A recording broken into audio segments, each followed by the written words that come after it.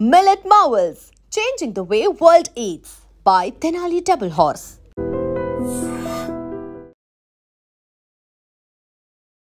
నమస్తే, welcome to I dream. మనకు తెలుసు రాష్ట్ర సర్కార్ ఒక డిసిషన్ తీసుకుంది.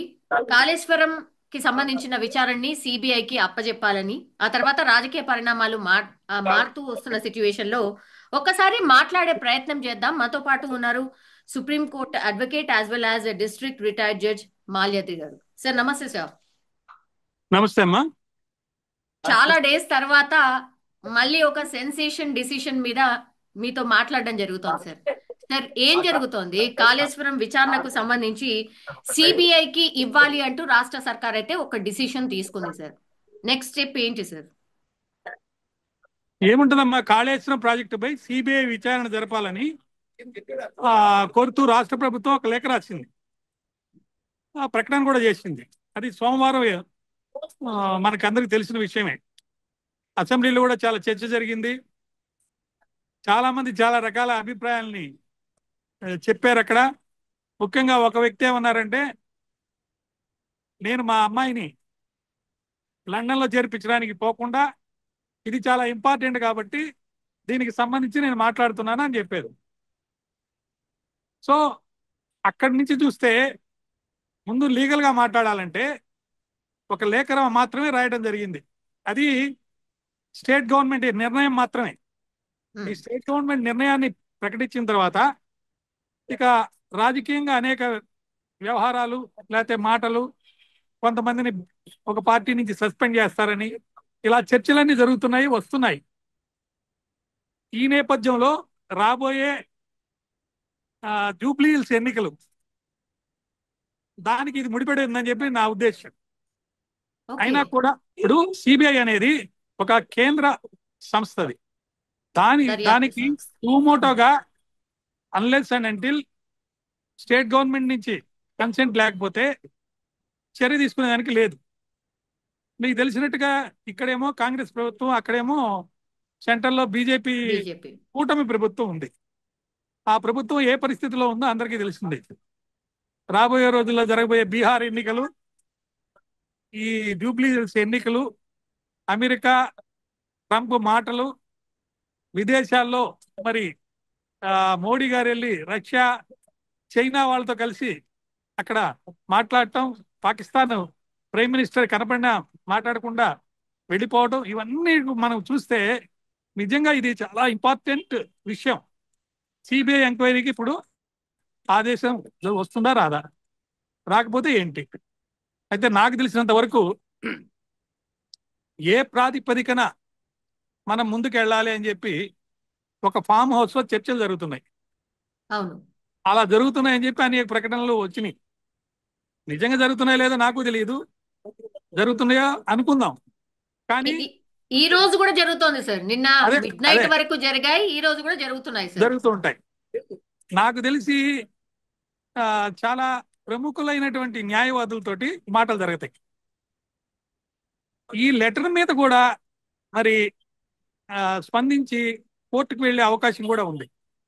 ఎందుకంటే ఆ కమిషన్ ఇచ్చిన రిపోర్ట్ యొక్క లీగాలిటీనే క్వశ్చన్ చేస్తున్నారు. అది లీగల్గా సస్టైనబుల్లా, దాని మీద బేస్ చేసుకుని ముందుకెళ్ళొచ్చా? ఎందుకంటే గతంలో కూడా మీకు తెలుసు, ఒక కమిషన్ గురించి మధ్యలో ఆయన ఏదో మాట్లాడాడని ఎక్స్ చీఫ్ జస్టిస్ గారు. అదేవిధంగా ఇప్పుడున్న ఈ కమిషన్ లో ఉన్న డొల్లలు లేకపోతే ఇబ్బందులు, వీటి మీద ఖచ్చితంగా ఒక చర్చ జరుగుతుంది. దాని మీద కూడా కోర్టుకు వెళ్తారని నేను అనుకుంటున్నాను. కోర్టుకు వెళ్ళి దీని మీద ఒక స్టే తెస్తే ఇక ఎన్నికలు అయిపోయేదాకా అది పక్కన పడి ఉంటుంది. ఇది ఒక ఎన్నికలకు ఒక టాపిక్ అవుద్ది. ఓకే, ఇప్పుడు కాసేపటి క్రితమే సార్, ఇప్పుడు పీసీ ఘోష్ కమిషన్ ఆధారంగా కేసీఆర్ అండ్ హరీష్ రావులపై ఎలాంటి చర్యలు తీసుకోవద్దని తెలంగాణ హైకోర్టు కాసేపటి క్రితమే ఆదేశాలు జారీ చేసింది సార్. అవును, నేను చెప్పాను కదమ్మా. అదే చెప్తున్నా. కోర్టుకు వెళ్తారు, కోర్టు మీద చర్యలు తీసుకోవద్దని అంటారు. అది ఎందుకు? ఇవన్నీ ఎలక్షన్స్ ఉన్నాయి కాబట్టి దాని మీద ఒక చర్చ అనమాట. మేము వెళ్ళాము, న్యాయంగా కోర్టుకు వెళ్తే చర్యలు తీసుకోవద్దన్నారు. చూడండి, మేమేం తప్పు చేయలేదు కాబట్టి కోర్టు చర్యలు తీసుకోవద్దన్నారు అని అంటారు వాళ్ళు. లేదు మీరు తప్పు చేశారు, రిపోర్ట్ ఉంది, మీరు సిబిఐకి లేఖ రాసినాము, ఇదంతా బీజేపీ వాళ్ళు ఆడే నాటకము, లేకపోతే కేంద్ర వాళ్ళు వీళ్ళ చేత ఇట్లా పిటిషన్ వేయించారు. కేంద్ర పాలిత గవర్నమెంట్ ఏది ఉందో ఒక డెసిషన్ తీసుకోవడం లేదు. అది దానికి కారణం ఏంటంటే వాళ్ళు ప్లస్ ఈ బీఆర్ఎస్ పార్టీ వాళ్ళు ఒకటి అని చెప్పి కాంగ్రెస్ వాళ్ళు అంటారు. లేదు, కాంగ్రెస్ లో ఉన్న ఒక ముఖ్యమంత్రి గారు, బీఆర్ఎస్ లో ఉన్న ఇద్దరు నేతలు పేర్లు మీకు తెలుసు. వాళ్ళ పేర్లు కూడా ఒక మహిళా నాయకులు చెప్పారు. వాళ్ళిద్దరు కూడా ఆయనతో షేరీక్ అయిపోయి ఇటువంటి తీసుకొచ్చారు అని అన్నారు. అది అన్నారని చెప్పి ఆ మీద కూడా చర్యలు తీసుకుంటారు, కొత్త పార్టీ పెట్టబోతున్నారని కూడా కొన్ని పత్రికల్లో వచ్చినాయి. సో రాజకీయంగా ఎలా ఉన్నా కానీ లీగల్ గా చూస్తే మీరన్నట్టు ఇప్పుడు స్టే ఆర్డర్ ఏదైతే ఇచ్చిందో అది కూడా వెకేట్ అయిపోద్ది. స్టే ఆర్డర్ ఎందుకంటే వెకేట్ అవుద్దంటే దానికి కారణం ఉంది. ఏంటంటే ఒక డ్యూ ప్రాసెస్ లో జరిగే ఎంక్వైరీలో ఎప్పుడు కూడా స్టే ఇచ్చేటప్పుడు కోర్టు కొన్ని కన్సిడర్ ఎంక్వైరీ అనేది అవసరమా లేదా, సిబిఐకి అధికారం ఉందా లేదా, ఇవన్నీ చూసేటప్పుడు జనరల్ గా ఇంటర్మ్ ఆర్డర్ స్టే ఎప్పుడైనా ఇస్తే ఏమని ఇస్తారంటే ఎంక్వైరీ నడపండి, ఫైనల్ రిపోర్ట్ ఆపండి, లేకపోతే అరెస్టులు అనేది చేయొద్దు, ఇంతవరకు ఇస్తుంది స్టే. ఇది ఇప్పుడు ఈ రోజు ఇచ్చింది అబ్సల్యూట్ స్టే కనుక అయితే ఖచ్చితంగా దాంట్లో కొన్ని మార్పులు చేర్పులు వస్తాయి. సో ఆ మార్పులు చేర్పులు వస్తాయే డెమోక్రటిక్ గా లీగల్ సెటప్ లో ఆ వచ్చే మార్పులను చూసి మళ్ళీ మనం మాట్లాడుకునే అవకాశం ఉంటుంది. ప్రస్తుతానికైతే వాళ్ళని తీసుకోవద్దని మాత్రమే వచ్చింది. దాంట్లో ఎటువంటి మార్పులు వస్తే చూద్దాం. ఇది ఎక్స్పార్టీ ఆర్డర్ అంటే వీళ్ళ మటుకే వెళ్ళి కోర్టుకు వెళ్ళి తెచ్చుకుంది. జనరల్ గా ఈ ఎంక్వైరీస్ దీన్ని బేస్ చేసుకొని ఒక సిబిఐ సంస్థ అధికారికంగా ప్రస్తుతానికి సిబిఐకి ఇంకా కొంత క్రెడెన్షియల్స్ ఉన్నాయి. ఇప్పుడు దాకా వాళ్ళు చేసినటువంటి అనేక దర్యాప్తుల్లో రాజకీయంగా మాట్లాడేదానికంటే లీగల్ గా కూడా కొంచెం సస్టైనబిలిటీ ఉంది. మంచి సంస్థ అని పేరు ఉంది కాబట్టి జనరల్ గా ఏ కోర్టు అయినా సరే ఎంక్వైరీ కొనసాగించండి అనే చెప్తుంది, కానీ ఆపని చెప్పదు. ఒకవేళ ఎంక్వైరీ కొనసాగించేటప్పుడు ఏదైనా సబ్బందులు ఎవరికైనా కష్టాలు ఇబ్బందులు వస్తే వాళ్ళు వెళ్ళి అప్రోచ్ అయ్యి మమ్మల్ని ఇట్లా అరెస్ట్ చేయబోతున్నారంటే ఏదైనా ఇంటర్మ్ స్టే ఇస్తే ఇస్తారు. బట్ ఆ స్టేలు కూడా ప్రస్తుతం చూస్తే సుప్రీంకోర్టు యొక్క ప్రిన్సిపల్స్ కానీ తీర్పులు కానీ చూస్తే అన్ని కూడా తీసేస్తున్నారు. ఎందుకంటే ఫెయిర్ అండ్ ట్రాన్స్పరెంట్ గా ఎంక్వైరీ అనేది జరగాలి అంటే ఈ అబ్స్టకల్స్ ఉండకూడదు. ఎంక్వైరీ ఆఫీసర్కి ఆ పర్మిషన్ లేకపోయినా, ఆ పవర్ లేకపోయినా ఎంక్వైరీ చేయలేడు కదా. ఇప్పుడు మీరు అరెస్ట్ చేయొద్దని అంటారు, అరెస్ట్ చేస్తే తప్ప మాకు మేము ఎంక్వైరీ చేసి వాళ్ళ యొక్క స్టేట్మెంట్ రికార్డ్ చేసేదానికి ఇబ్బంది అని వీళ్ళు అంటారు. జనరల్ గా వచ్చే ఆర్డర్స్ ఎలా ఉంటాయంటే ఈ సిబిఐ ఎంక్వైరీకి సంబంధించి సుప్రీంకోర్టు ఇన్స్టిట్యూషన్ కే అనుకూలంగా వస్తుంది, అన్లెస్ అండ్ అంటిల్ స్పెసిఫిక్ గా ఏమైనా ఇబ్బందులు కష్టాలు కనుక ఉంటే తప్ప. ఓకే, ఇప్పుడు సిబిఐకి సంబంధించి ఓన్లీ కాళేశ్వరం కి సంబంధించిన కేసులో మాత్రమే సిబిఐ ఎంక్వైరీ చెయ్యొచ్చు అని గవర్నమెంట్ ఒక ఆర్డర్ ఇచ్చింది అనేది ఒక టాక్ సార్, నిజమా అది? ఓన్లీ ఈ కేసు వరకే గవర్నమెంట్ ఒక నిర్ణయం తీసుకుంది, ఆ నిర్ణయాన్ని బట్టి లేఖ రాస్తారు అంతే. ఇదేమి కోర్టు ఆర్డర్ కాదు ఇది. ఇది గవర్నమెంట్ కి లెజిస్లేటివ్ కి ఒక పవర్ ఉంది. ఏంటి, ఏదైనా ఒక అవినీతి కానీ లేకపోతే ఇబ్బంది ఏదైనా జరిగితే దాని మీద ఒక ఎంక్వైరీ చేసి ఆ ఎంక్వైరీ రిపోర్ట్ బేస్ చేసుకొని ఫర్దర్ డిస్కస్ చేసుకొని దాన్ని మళ్ళీ కూడా అసెంబ్లీలో చర్చించుకొని లీగల్ గా ఈ ప్రస్తుతం ఉన్న గవర్నమెంట్ చాలా పకడ్బందీగా డ్యూ ప్రాసెస్ లో ఉన్న విధంగా వెళ్తుంది. ఇన్ని రోజులైనా కానీ అనఫిషియల్ గా ఏ చర్య తీసుకోలేదు దీనికి సంబంధించి. అఫిషియల్ గా చర్య తీసుకోవడానికి ఏమైతే లీగల్ అబ్స్టికల్స్ ఉంటాయో వాటన్నింటినీ తొలగించుకుంటూ వన్ ఆఫ్టర్ అనదర్ చేసుకుంటూ పోయి ఇప్పుడు అసెంబ్లీలో కూడా చర్చ జరిగి వాళ్ళకి ఫెయిర్ ఆపర్చునిటీ ఇచ్చాము. ఇస్తే ఆ ఫెయిర్ ఆపర్చునిటీలో డిస్కషన్ జరిగింది. ఇది మెజారిటీ డెసిషన్, కేవలం కాంగ్రెస్ పార్టీ డెసిషన్ కాదు, ఇది లెజిస్లేచర్ డెసిషన్. కాబట్టి ఖచ్చితంగా సిబిఐ అనేది రావాలి, ఎంక్వైరీ జరపాలనేది ఇక్కడ ఉన్న రాష్ట్ర ప్రభుత్వం యొక్క నిర్ణయం. దాన్ని కేంద్రానికంటే సిబిఐకి రాస్తారు. కాబట్టి అగైన్ పొలిటికల్ గా చెప్పాలంటే సెంట్రల్ ఇంటర్ఫీర్ అవ్వాలి. అయితే అవుతారా లేదా, ఎందుకంటే ఒక స్టేట్ గవర్నమెంట్ రిక్వెస్ట్ చేసినప్పుడు జనరల్ గా సిబిఐ ఎఫ్ఐఆర్ కడుతుంది. ఎఫ్ఐఆర్ కట్టి ఆ ఎఫ్ఐఆర్ లో ఈ రిపోర్ట్ లో ఎవరైతే తప్పులు చేశారని ఉంటుందో వాళ్ళ మీద ఎఫ్ఐఆర్ కట్టినప్పుడు ఆటోమేటిక్ గా వాళ్ళు ఎవిడెన్స్ కి సంబంధించినటువంటి అంటే స్టేట్మెంట్ రికార్డ్ చేయటము, డాక్యుమెంట్లు సీజ్ చేయటము, డాక్యుమెంట్స్ అంటే వీడియోస్ లేకపోతే అక్కడ జరిగిన నష్టం కూలిపోవటం, ఇవన్నీ కూడా సేకరించి ఒక బేసిస్ వచ్చిన తర్వాత అరెస్టుల పర్వం అనేది ముందుకెళ్తుంది. అరెస్టుల పర్వం ఎలా జరుగుతుంది ఏంటి అని అంటే సిబిఐకి వ్యాస్ట్ పవర్స్ ఉన్నాయి. అంటే కొన్ని తీవ్రమైన క్రిమినల్ చర్యలు తీసుకోవాలని ఉన్న రాష్ట్ర మంత్రివర్గం నిర్ణయం మేరకు నివేదికను శాసనసభలో ప్రవేశపెట్టారు. అది ఇంపార్టెంట్. వాళ్ళు చర్యలు తీసుకోవాలని ఉన్నా కానీ వాళ్ళు ఇల్లీగల్గా ఏదో అరెస్ట్ చేసేసేయాలి అనే తట్టు అన్డెమోక్రటిక్ గా పోతే మళ్ళీ కోర్టుకు వెళ్తే ఏదో ఒక ఆర్డర్ వస్తుందని అలా చేయకుండా అసెంబ్లీలో పెట్టారు. ఓకే. అసెంబ్లీలో దర్యాప్తు జరిగే దానికోసం ముఖ్యంగా మేడిగడ్డ బ్యారేజీ వైఫల్యానికి ప్లానింగ్, డిజైన్, నాణ్యత తదితర కారణాలను పేర్కొంది. దీంట్లో ఈ అంశాలపై మరింత లోతుగా దర్యాప్తు చేయాల్సిన అవసరాన్ని ఎన్డీఎఫ్ఏ న్యాయ విచారణ కమిషన్ నివేదికలు స్పష్టం చేస్తున్నాయి. అంటే అంతర్రాష్ట్ర అంశాలు కేంద్ర రాష్ట్ర ప్రభుత్వాలకు చెందిన వివిధ శాఖల ప్రమేయం ఉన్నందున అది మెయిన్. ఇప్పుడు చాలా పర్మిషన్స్ ఇచ్చేశారు. అటు సెంట్రల్ వాళ్ళు ఇచ్చారు, ఇటు స్టేట్ వాళ్ళు తీసుకున్నారు. కాబట్టి వాళ్ళని కూడా ఎంక్వైరీ చేయాలంటే స్టేట్ గవర్నమెంట్ పోలీస్ పవర్స్ కంటే సిబిఐకి బాగా ఎక్కువ అవకాశాలు ఉంటాయి. కాబట్టి శాసనసభ కూడా ఆమోదించింది. మనము ఆ లేఖలో రాసినటువంటి విషయాల్ని చూస్తే ఇవన్నిటి కూడా ఇన్వాల్వ్మెంట్, అంటే సెంటర్ ఎవరెవరు పర్మిషన్లు ఇచ్చారు, ఎందుకు ఇచ్చారు, ఆ మోటార్లకు సంబంధించినప్పుడు షబాష్ అని చెప్పి అందరూ పొగిడారు. సో ఈ అన్నిటికీ సంబంధించి ఆ లేఖలో ఉన్నట్లుగా మనకు తెలుస్తుంది. శాసనసభ నిర్ణయాన్ని అమలు చేసే విషయంలో రాష్ట్ర ప్రభుత్వం ఏ మాత్రం ఆలస్యం చేయలేదండి. అది చాలా ఇంపార్టెంట్ థింగ్. ఇలా శాసనసభలో డిస్కషన్ చేశారు, అలా పక్క రోజునే కేంద్ర హోంమంత్రి శాఖకి పంపించేశారు. అంటే సిబిఐ విచారణకు కేంద్ర హోంశాఖ కూడా అంగీకరించాలండి. కేంద్ర హోంశాఖ అంగీకరిస్తేనే కాళేశ్వరం బ్యారేజీలపై దర్యాప్తు మళ్లీ ప్రారంభం అవుతుంది. ఇప్పుడు దాకా చేసిన దర్యాప్తు అడ్మినిస్ట్రేటివ్ లెవెల్లో స్టేట్ గవర్నమెంట్ ఇచ్చిన ఎంక్వైరీలో ఉన్న ఆర్డర్ ప్రకారం చేసింది. బట్ ఇప్పుడు చేసేది అవినీతి ఎలా జరిగింది, ఎవరు రెస్పాన్సిబుల్, ఎవరు ముద్దాయిలు, ఎవరు నేరస్తులు, వాళ్ళకి ఏ శిక్ష పడాలి, ఏ సెక్షన్లు రావాలని సిబిఐ ఎంక్వైరీ చేస్తుంది. అంటే బ్యారేజీలో చేసిన పనికి చెల్లించిన బిల్లుల గురించి కానీ ఇంత వేగంగా ఎందుకు ముందుకెళ్ళింది, అంతిమంగా ఈ డబ్బులు ఎవరికి చెందాయి, ఎంత చెందాయి అనే అంశాలపై లోతుగా దర్యాప్తు అనేది జరుగుతుంది. ఓకే, ఫస్ట్ ఎక్కడి నుంచి ఒకవేళ టేకప్ చేస్తే సార్ ఎక్కడి నుంచి స్టార్ట్ చేస్తారు? అంటే అధికారుల నుంచి, దెన్ మంత్రుల నుంచి, ఆ తర్వాత సీఎం వరకు ఎట్లా వెళ్తుంది సార్? అంటే దర్యాప్తు చేయించాలని కమిషన్ సిఫార్సు చేసిందండి. ఆ కమిషన్ చేసిన సిఫార్సు కన్నా మనం చూస్తే మేడిగడ్డ బ్యారేజీ 7వ బ్లాక్ ని తిరిగి నిర్మించడంతో పాటు బ్యారేజీ మరమ్మతులు అయ్యే ఖర్చును నిర్మాణ సంస్థే భరించాలని కూడా చెప్పింది. సో అది ఒక పార్ట్. రెండో పార్ట్ ఏంటంటే అన్నారం సంబంధిత పంబిందిళ్ళ ఏదో ఊరుందంట, ఆ నిర్మాణాలకు సంబంధించి ఆ సంస్థలకు సైతం ఇదే సిఫార్సు చేసింది.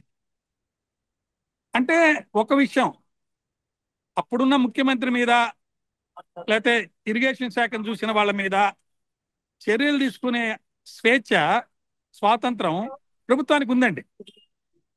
అదే రాసింది దీంట్లో రిపోర్ట్లో. అయితే మాజీ మంత్రులు హరీష్ రావు గారు, ఈటెల రాజేందర్ని దీంట్లో తప్పు పడుతూ రాయడం జరిగింది. ఆ తప్పు పట్టినప్పుడు ఐఏఎస్ అధికారులు, ఇంజనీర్ల పైన చర్యలకు కూడా కమిషన్ సిఫార్సు చేసింది. కేవలం రాజకీయ నాయకుల మీదే కాకుండా అడ్మినిస్ట్రేటివ్ సైడ్ ఎవరు పర్మిషన్లు ఇచ్చారు, ఇంజనీర్స్ ఎవరు దీన్ని ఎగ్జిక్యూట్ చేశారు, వీళ్ళందరినీ.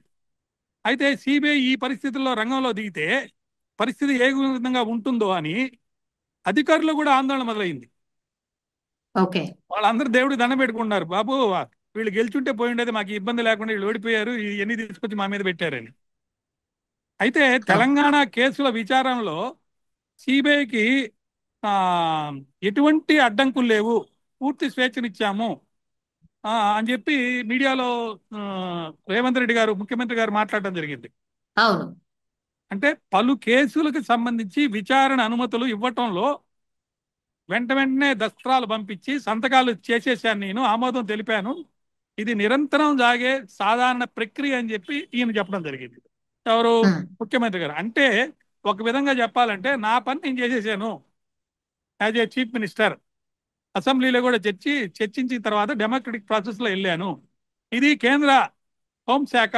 కేంద్ర హోంశాఖ అంటే మళ్ళీ సెంటర్. వాళ్ళు రాజకీయంగా ఎలాంటి డెసిషన్ తీసుకుంటారు. అక్కడి నుంచి మూమెంట్ లేకుండా మీకు తెలుసు, గతంలో మనం కవిత విషయంలో మాట్లాడుకున్నాం.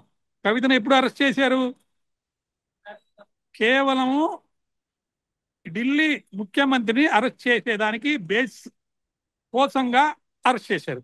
అంటే అది అవును. రాజకీయ చర్య. ఏమైపోయిందో కూడా ఆ కేసు ఎవరు పట్టించుకునేవాళ్ళు లేరు. కానీ అప్పుడు అది రాజకీయంగా అప్పుడున్న సెంట్రల్ గవర్నమెంట్ లో ఉన్న బీజేపీ పార్టీకి అనుకూలమయ్యి ఒక అవినీతిమై పోరాడినటువంటి ముఖ్యమంత్రిని లోపలేయగలిగిన సమర్థత ఈ బీజేపీకి ఉందనుకొని అక్కడ ఎలక్షన్స్ లో వాళ్ళని ఓడించారు. కాబట్టి ఇక్కడ కావాల్సింది ఏంది? కాంగ్రెస్ ఓడించాలి. కాంగ్రెస్ ఓడించాలంటే అది ఎప్పుడు అవసరం అయితే అప్పుడు సిబిఐ కేంద్ర హోంశాఖ అంగీకారం తెలుపుతుంది. అచ్చా, ఓకే. అప్పటి వరకు సిబిఐ ఎంక్వైరీ వేసినప్పటికీ కూడా ముందుకు సాగే పరిస్థితి లేదంటారా సార్? అంతేనా ఎక్కడుందమ్మా రాజకీయంగా? ఎక్కడుంది? ఇక్కడేమో జూబ్లీ హిల్స్ ఎన్నికలు ఉన్నాయి, అక్కడేమో సార్? బీహార్ ఎన్నికలు ఉన్నాయి. బీహార్ ఎన్నికల్లో ఈసీ ఏ విధంగా ఆ, కార్యక్రమాలు లేకపోతే చర్యలు చేపట్టినాయో అందరికీ తెలిసిందే. రాహుల్ గాంధీ ఏమన్నాడు? హైడ్రోజన్ బాంబు మొన్న పేల్చాను, ఇప్పుడు మళ్ళీ ఇంకో బాంబు పేల్చబోతున్నాను అని అంటున్నాడు. అవును. ఈ పరిస్థితుల్లో ఇది కూడా రాహుల్ గాంధీ ఏదైతే బాంబు పేల్చున్నాడో దాంట్లో ఆ, ముందు అనమాట, అంటే ఇంట్రడక్షన్ బాంబు ఇది. కాంగ్రెస్ వేసిన ఇంట్రడక్షన్ బాంబు అని చెప్పొచ్చు. ఓకే. ఇప్పుడు యా. వాళ్ళు ఒకటే అడుగుతున్నారు, కాంగ్రెస్ పార్టీ కానీ లేకపోతే లెజిస్లేచర్ నుంచి ఈ లెటర్ పోయిన తర్వాత ఏ అవరాధాలు లేవు, చేసేయండి, అరెస్ట్ చేయండి, అవును. ఎంక్వైరీ మీ మీద బాధ్యత ఉందని చెప్పి రేపు నుంచి తెలంగాణలో అన్ని పార్టీల వాళ్ళు, అంటే బీజేపీ అన్ని పార్టీల వాళ్ళు ఇదే మాట్లాడుతూ ఉంటారు.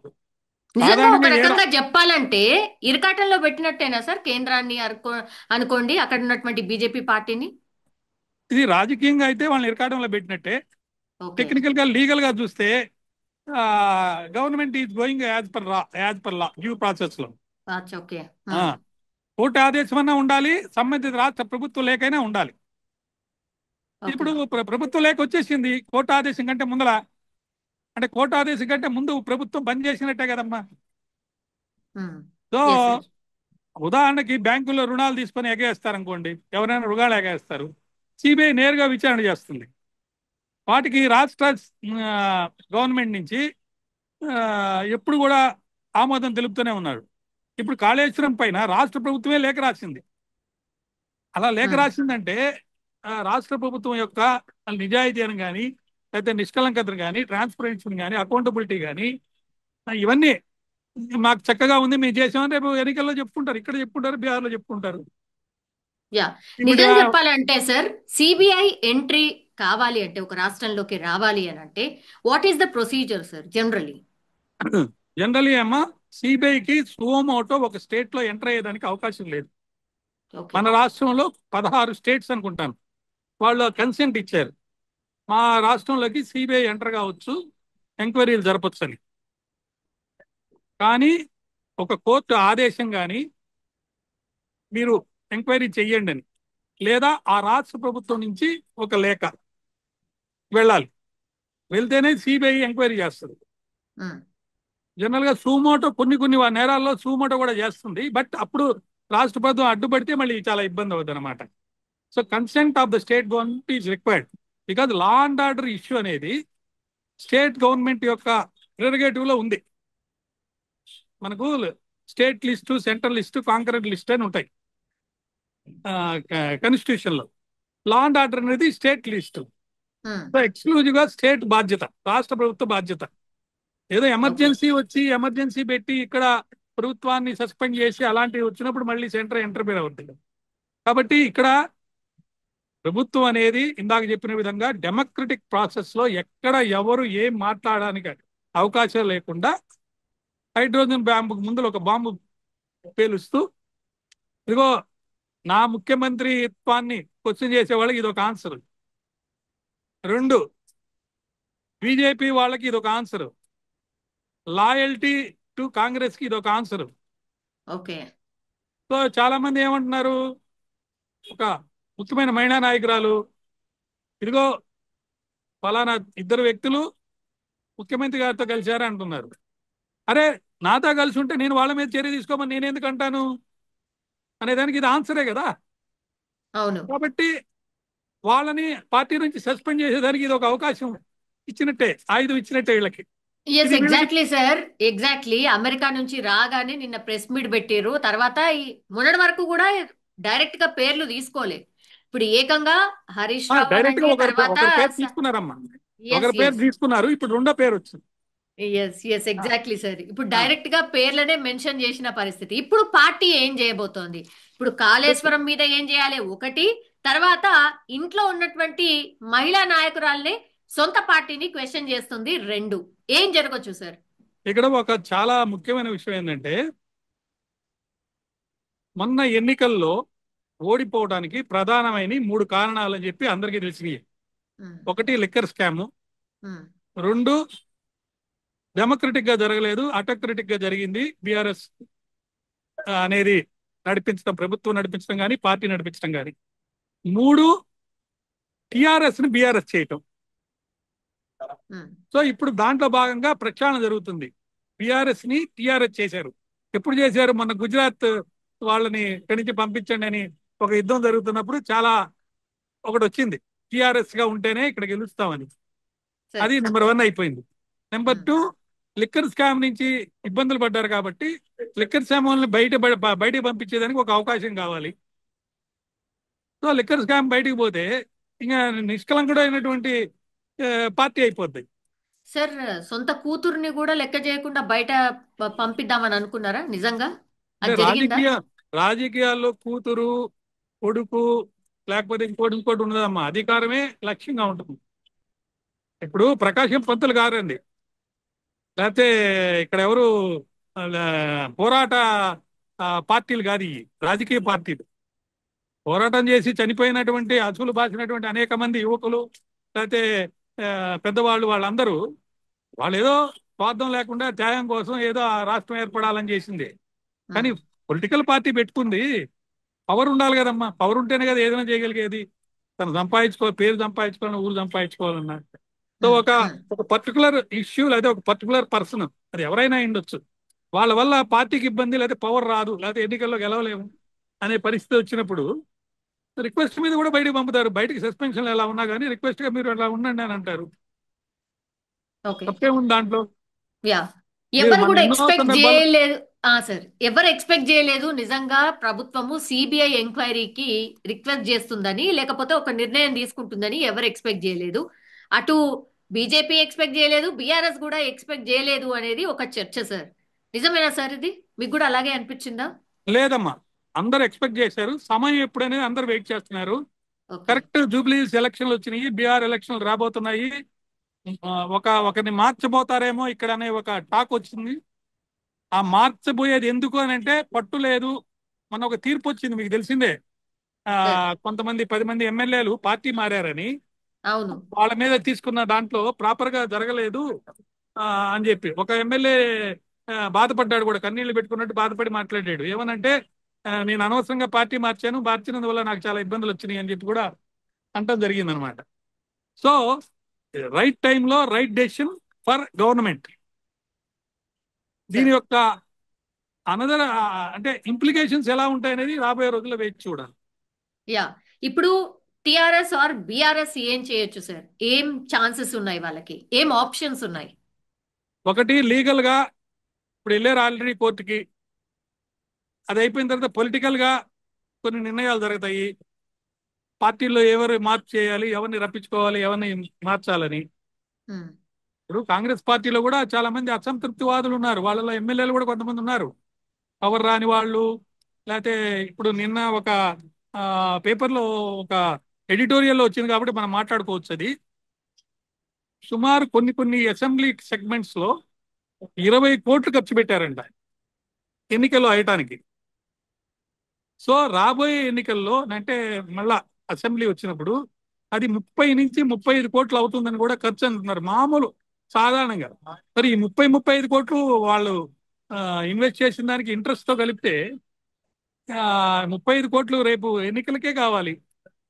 దాని తదనంతరం మళ్ళీ సంపాదించుకోవడానికి కదా 35 కోట్లు, 20 కోట్లు పెట్టుబడి పెట్టి 5 ఏళ్ళు పనిచేసినప్పుడు మరి దానికి తగ్గట్టుగా రావాలి అని అంటే ఎక్కడో ఇక్కడ ఏదో ఒక ఆబ్లిగేషన్స్, పార్టీలు మార్చడం, లేకపోతే ఆ, అదే పార్టీ వాళ్ళలోనికి అసంతృప్తులుగా మారి క్రిటిసైజ్ చేస్తూ, బ్లాక్మెయిల్ చేస్తూ పనులు చేయించుకోవడం ఇవన్నీ సహజంగా మనకందరికి తెలిసిన విషయాలే. కాకపోతే ఇప్పుడున్న సందర్భంలో చర్చలు చూసుకుంటే మనము ఖచ్చితంగా అందరికీ తెలిసిన విషయం ఏంటంటే ఇది రాజకీయ నిర్ణయము. కరెక్ట్ సమయంలో కరెక్ట్ గా మరి ఆ ఇది జరిగిందని నేను అనుకుంటున్నానమ్మా.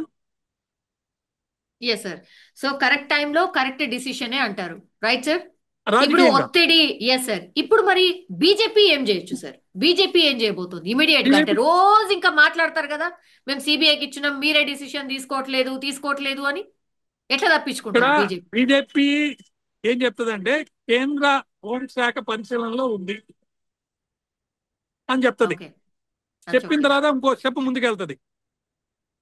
ఇదిగో ఈ యొక్క రిపోర్ట్ లో పలానా పలానా వాళ్ళ పేర్లు వచ్చినాయి, ఇంకా వేరే వాళ్ళ పేర్లు కూడా నేను యాడ్ చేసుకోవచ్చు. కాబట్టి ఎవరెవరు వస్తారో మా పక్కకు రండి, మమ్మల్ని ఇక్కడ గెలిపించండి. ఎవరు రాకపోతే వెంటనే ఉంటాయి చర్యలు, వస్తే చర్యలు స్లోగా ఉంటాయి. కొత్త వాళ్ళని చేర్చరు, కమిషన్ రిపోర్ట్లో ఉన్న వాళ్ళతోనే ఇది చేస్తారనమాట. ఫర్ ఎగ్జాంపుల్ ఒక మాట చెప్తా మీకు. కమిషన్ రిపోర్ట్లో ఒక వ్యక్తి డబ్బు తిన్నారని అనుకుందాం. ఇప్పుడు బీజేపీ ఏముంటుంది, ఇదిగో డబ్బు తిన్నది ఆయన, దాచిపెట్టింది పలానోడి దగ్గర. ఆ దాచిపెట్టినోడిని తీసుకొస్తారు, ఒరే నువ్వు మా పక్కకు వస్తే నీ మీద ఉండదు రిపోర్టు, నిన్ను యాడ్ చేయను, ఆ రిపోర్ట్ వరకే ఉంటుంది. సో ఇలా అన్నమాట, ఓకే. ఇలా ఉంటది.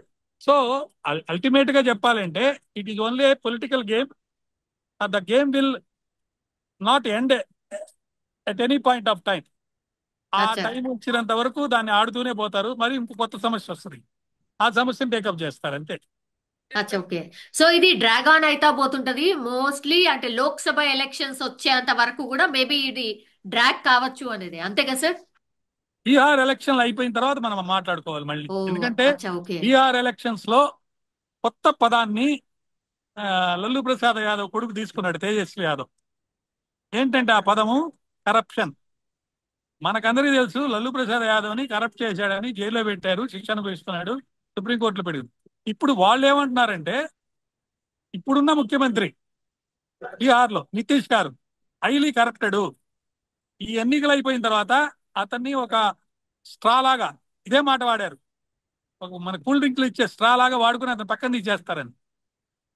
సో నేనేమంటానంటే రేపు బీహార్ ఎలక్షన్స్ లో గనక ఏదైనా కారణాల వల్ల నితీష్ ప్రభుత్వం అక్కడ ఓడిపోతే ఖచ్చితంగా అటు చంద్రబాబు నాయుడు గారు, ఎందుకంటే వాళ్ళ శిష్యుడే ఇక్కడ ఉన్నాడు, కాంగ్రెస్కి వచ్చినా పెద్ద ఆశ్చర్యపడాల్సిన అవసరం లేదు. నాయుడు గారి యొక్క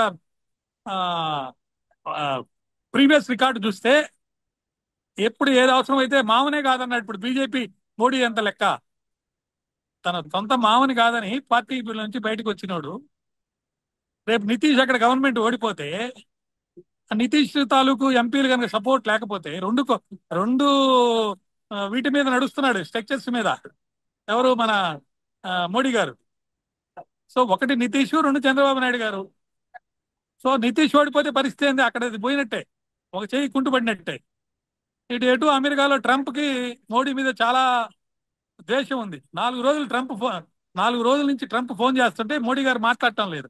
అవును. కారణాలు 2 చెప్తున్నారు. ఒకటి, ట్రంప్ మాట్లాడితే ట్రంప్ దీన్ని వ్యక్తీకరించి అంటే వేరే విధంగా మార్చేసి మీనింగ్ ఏదో చెప్తాడు, దానివల్ల మోడీకి ఇబ్బంది వస్తుంది. మాట్లాడకపోతే మోడీ పవర్ఫుల్ అని అంటారు అనేది ఒకటి.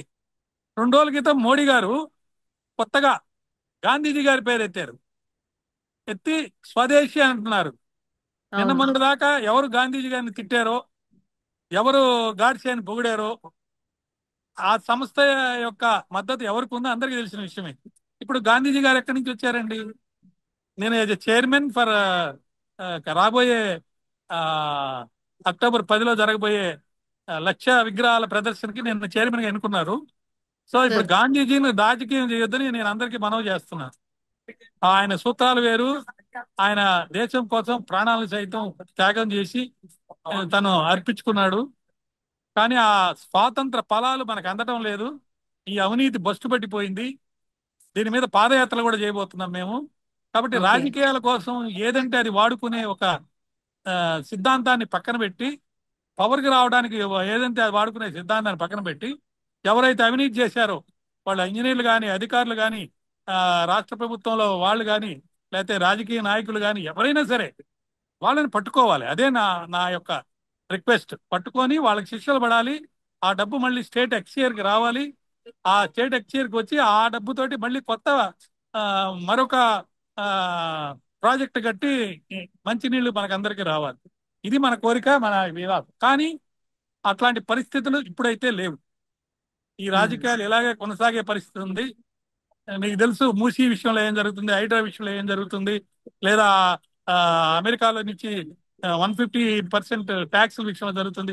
ఎక్కడ చూసినా అవినీతి, ఎక్కడ చూసినా వాళ్ళకి వాళ్ళు అధికారంలో వచ్చేదాని కోసం పోరాటమే జరుగుతుంది. Yes sir. Sir thank you sir, thank you so much Malyadri గారు. యాక్చువల్లీ అంటే అసలు ఏం జరుగుతోంది రాజకీయంగా కావచ్చు, ఈ కేసులో ఏం జరగచ్చు అనేది క్లియర్ కట్ గా చాలా డౌట్స్ ని క్లియర్ చేశారు sir. Thank you sir, thank you so much. Me doubts clear కాదండి. ఇప్పుడు ప్రపంచంలో ఉన్న ప్రతి తెలుగువాడు దీన్ని చూడబోతున్నాడు, మీ వీడియో చూడబోతున్నాడు. మీ ఐ డ్రీమ్స్ ప్రేక్షకులకి నా మనం ఏంటంటే, మీలాంటి ఐ డ్రీమ్ ద్వారా ఇంత చక్కటి నిష్పాక్షిపతంగా ఇంటర్వ్యూస్ చేసి, ఆ ఇంటర్వ్యూ ద్వారా అందరికీ అన్ని విషయాలు ఫుల్గా తెలిసేందుకోసం ఎటువంటి మ్యానిపులేషన్స్ లేకుండా చేస్తున్నారు. దీనివల్ల అందరికీ విషయాలు తెలుస్తాయి కాబట్టి, వాళ్ళ ఒత్తిడి ఉంటుంది కాబట్టి, ఖచ్చితంగా రేపు లేదు ఎల్లుండి లోపల కేంద్ర హోంశాఖ తగు ఉత్తర్వులు ఇస్తుందని చెప్పి నేను భావిస్తున్నాను. నమస్తే. Thank you sir. నిజంగా ప్రస్తుతం ఉన్నటువంటి సమాజం దేనికి ప్రయారిటీ ఇస్తుంది? ఆర్థిక సంబంధాల చుట్టూ మాత్రమే తిరుగుతోంది. మళ్ళీ ఎన్నికలంగానే చాలా విరక్తి కలుగుతాను. మంచి అనిపిస్తుంది కదా, లేడీస్ కూడా ఛాలెంజింగ్ జాబ్స్ చేసినప్పుడు చాలా బాగుంటది. ట్రాఫిక్ అసిస్టెంట్స్ గా నియమించిన ట్రాన్స్జెండర్స్ అందరితో సాల్యూట్ చేయించుకుంటున్నారు. ఫుడ్ డెలివరీ ఇవ్వటానికి వెళ్ళినటువంటి డెలివరీ బాయ్ అనిల్ పై కళ్ళ ముందు